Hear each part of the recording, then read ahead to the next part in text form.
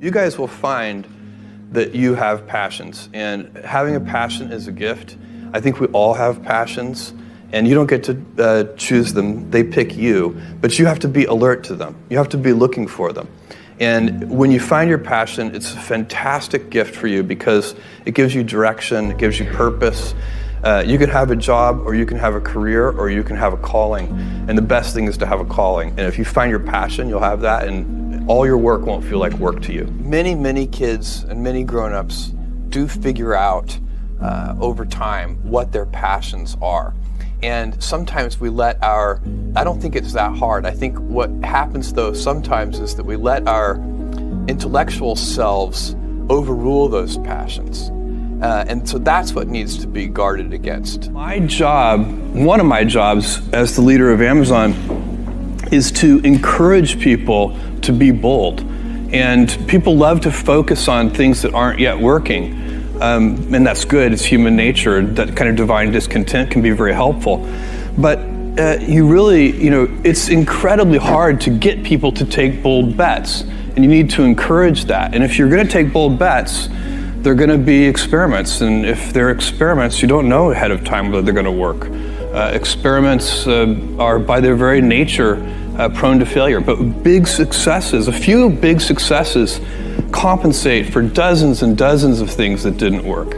So, bold bets, AWS, Kindle, Amazon Prime, our third-party seller business, all of those things are examples of bold bets that did work, and they pay for a lot of experiments.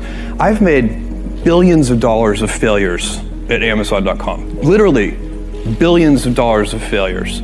And you might remember Pets.com or Cosmo, or give myself a root canal with no anesthesia very easily. None of those things are fun, but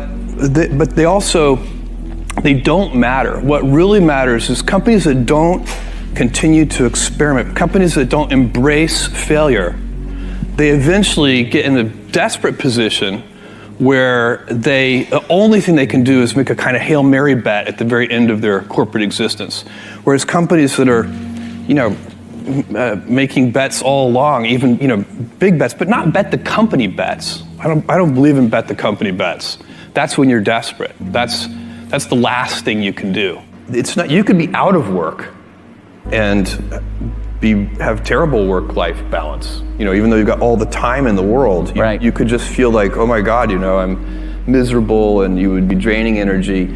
And so you have to find that harmony. It's a much better word. And I think for most people, it's about meaning. People want to know that they're doing something interesting and useful. And for us, because of the challenges that we have chosen for ourselves, we get to work in the future, and it's super fun to work in the future for the right kind of person. You need to be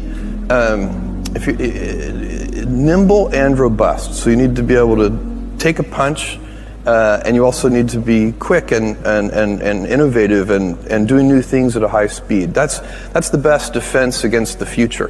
And you have to always be leaning into the future. If you're leaning away from the future is going to win every time. Never, ever, ever lean away from the future. We all have adversity in our lives. I doubt if you really, if you know somebody, any friend or anybody that you talk to, there's no lack of adversity. And by the way, that's good, because it's what teaches us how to get back up. You fall down, you get back up. It always happens. And you get certain gifts in life, and you want to take advantage of those.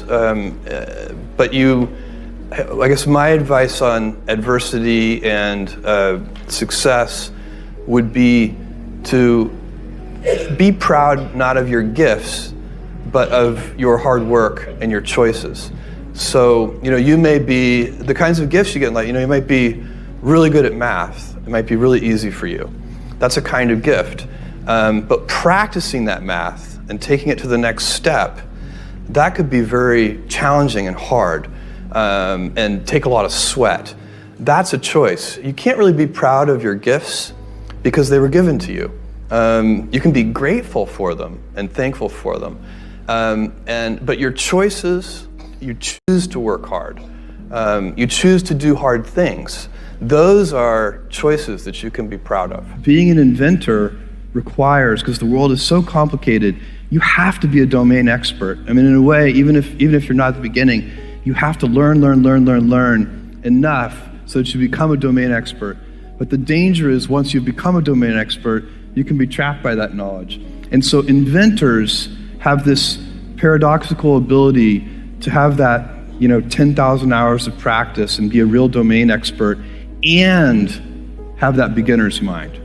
Have that look at it freshly, even though they know so much about the domain. And that's the key to inventing. You have to have both. And I think that is intentional. I think all of us have that inside of us, and we can all do it, but you have to be intentional about it. You have to say, yeah, I am going to become an expert, and I'm going to keep my beginner's mind. You can't skip steps. You have to put one foot in front of the other. Things take time. There are no shortcuts. And but you want to do those steps with passion and ferocity. It's easy to have ideas. It's very hard to turn an idea into a successful product. There are a lot of steps in between, and it takes persistence, relentlessness. So I always tell people who think they want to be entrepreneurs, you need a combination of stubborn relentlessness and flexibility. And you have to know when to be which. And basically you need to be stubborn on your vision, because otherwise it'll be too easy to give up. But you need to be very flexible on the details, because as you go along pursuing your vision, you'll find that some of your preconceptions were wrong, and you're going to need to be able to change those things. So I think taking an idea successfully all the way to the market and turning it into a real product that people care about and that really improves people's lives is a lot of hard work. Don't try to chase what is kind of the hot passion of the day. I think we actually saw this. I think you see it all over the place in many different contexts, but I think we saw it in the internet world quite a bit, where at the sort of peak of the sort of internet mania in say 1999, you found people who were very passionate about something. They kind of left that job and decided, I'm going to do something in the internet, because it's it was almost like the 1849 gold rush in a way. I mean, you find that people, if you go back and study the history of the 1849 gold rush, you find that at that time everybody who was within shouting distance of California was they might have been a doctor, but they quit being a doctor and they started panning for gold, and that almost never works. And even if it does work, according to some metric, financial success or whatever it might be, I suspect it leaves you ultimately unsatisfied. So you really need to be very clear with yourself.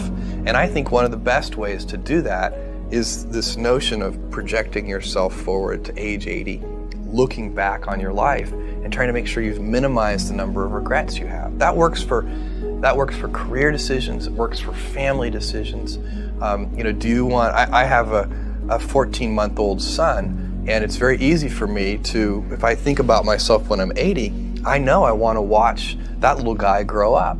And so I don't want to be 80 and think, shoot, I missed that whole thing, and I don't have the kind of relationship with my son that I wished I had, and so on and so on. So if you think about that, so I guess another thing that I would recommend to people is that they always take a long-term point of view. And I think this is something about which there's a lot of controversy. There's a lot of people, and I'm just not one of them, believe that you should live for the now. I think what you do is you think about the great expanse of time ahead of you and try to make sure that you're planning for that in a way that's going to leave you ultimately satisfied. So this is the way it works for me. And I mean, everybody needs to find that for themselves. So I think there are a lot of paths to satisfaction, and you need to find one that works for you.